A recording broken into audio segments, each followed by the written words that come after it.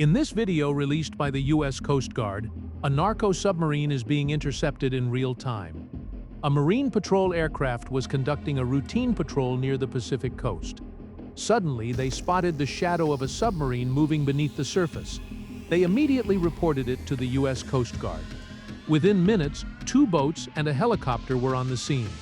In the footage, you can clearly see the Coast Guard crew closing in on the submarine. But the smugglers inside had no idea they had been surrounded. Finally, officers forced open the submarine's hatch and arrested every single person inside. This narco submarine was carrying 3,000 kilograms of cocaine, silently making its way from South America to the United States.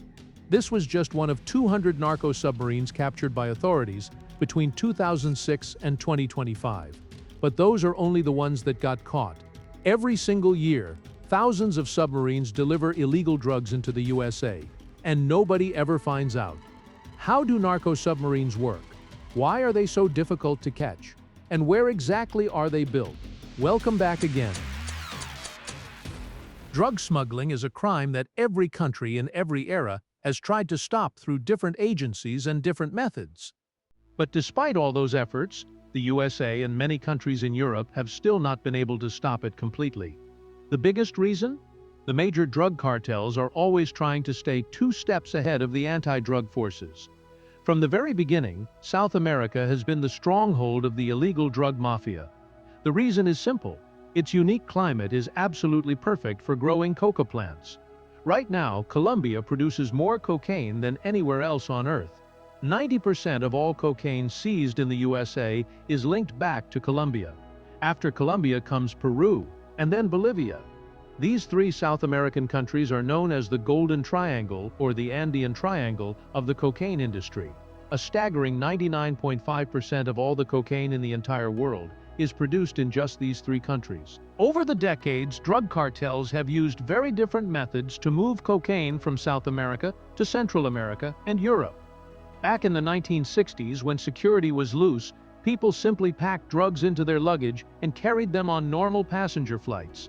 As security tightened, they switched to cargo ships. But because the profit margins in drug smuggling are enormous, especially when the product is illegal, the cartels weren't done innovating. In the 1980s, small Cessna aircraft entered the picture. These planes were flown from Colombia and landed on secret airstrips hidden in the jungles of Central America, or on small Caribbean islands like Norman's Cay. This was the era when Pablo Escobar's Medellin cartel controlled 80% of the world's cocaine market. His cunning partner Carlos later turned islands like Norman's Cay into full smuggling hubs where these small planes would land with their cargo. But as radar systems improved, law enforcement started catching these small aircraft too, so the cartels switched to speedboats, not ordinary speedboats, but specially modified high-performance boats, packed with drugs. These boats would race across to Caribbean islands. By the time the Coast Guard noticed them, they had already completed their delivery and vanished. But then the USA and its allies increased maritime patrols across the Caribbean and Pacific coast and installed advanced radar systems. These modified speedboats became easier to track and intercept. By 1990, the major air and sea routes for large drug shipments into the USA had effectively been shut down, and that pressure gave birth to a new kind of engineering innovation. The cartels needed a technology that could fool radar, stay invisible to marine patrols, and carry as much product as possible in a single trip.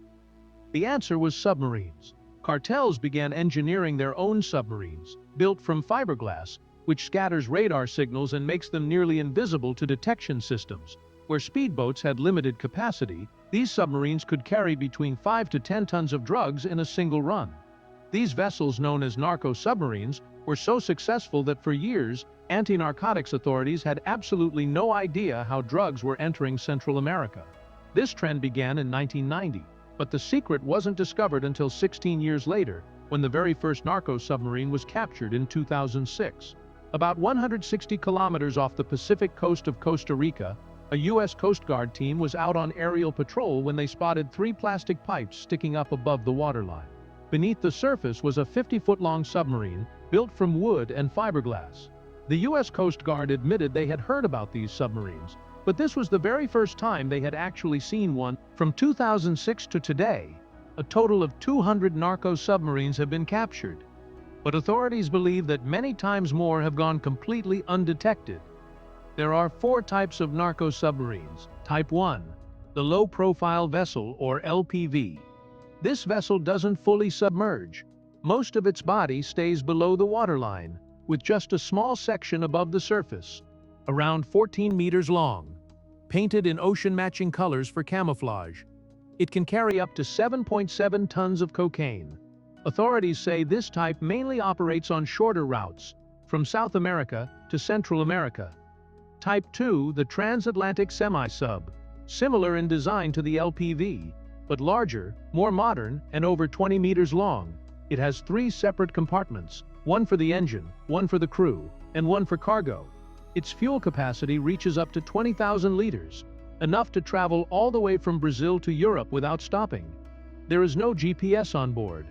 The crew navigates entirely using a compass. Type 3, the snorkel sub. This model is the closest to a real military submarine, capable of fully submerging underwater, 24 meters long with a fiberglass body.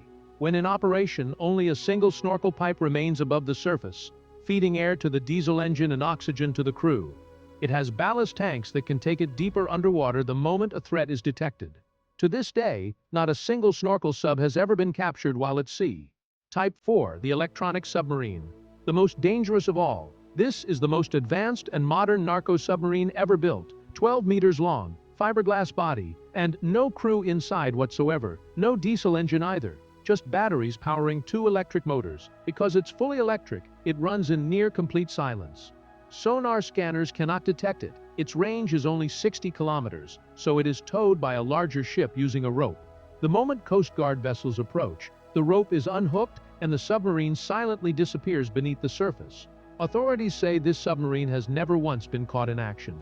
Only models of it have been found in the jungle, which is how its existence became known. Inside these submarines, the crew is given the bare minimum to survive: a tiny washroom, a sleeping area, and energy bars for food. Where are they built?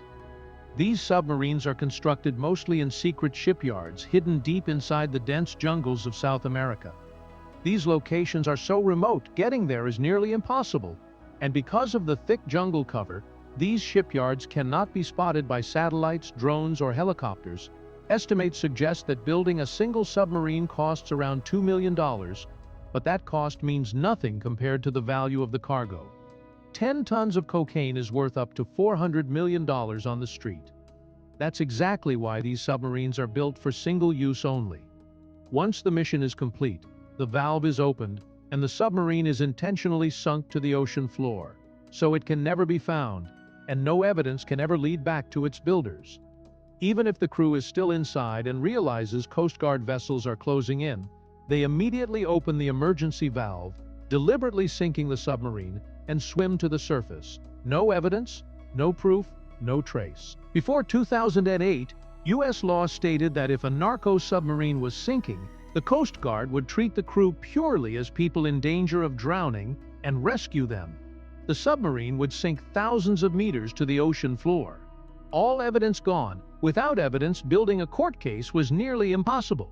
In 2008, that law was changed, but smugglers still sink their submarines whenever they're cornered, because they know that without hard evidence, the charges become difficult to prove in court and sentences are likely to be reduced. That's why most narco submarines are destined to sink, whether they successfully deliver their cargo or get caught in the act.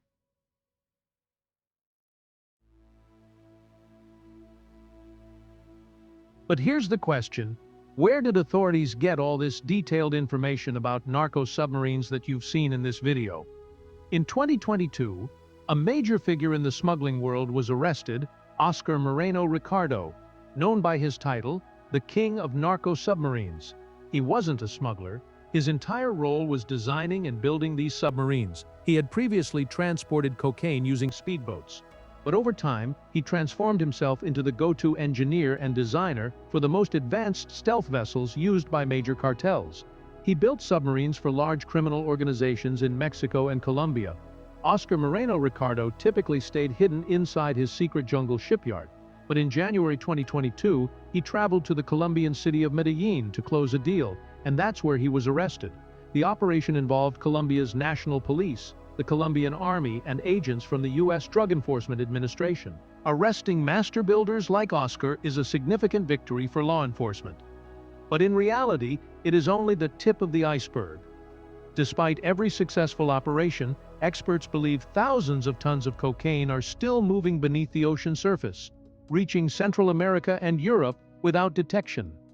While old submarines are sunk to erase evidence, right now, deep in the Colombian jungle, some new genius is already working on the next generation: electric, soundless, unmanned drone submarines.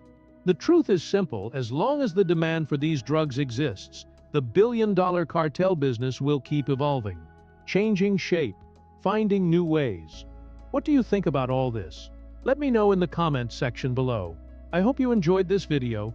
Please like and share it generously. See you in the next incredible video.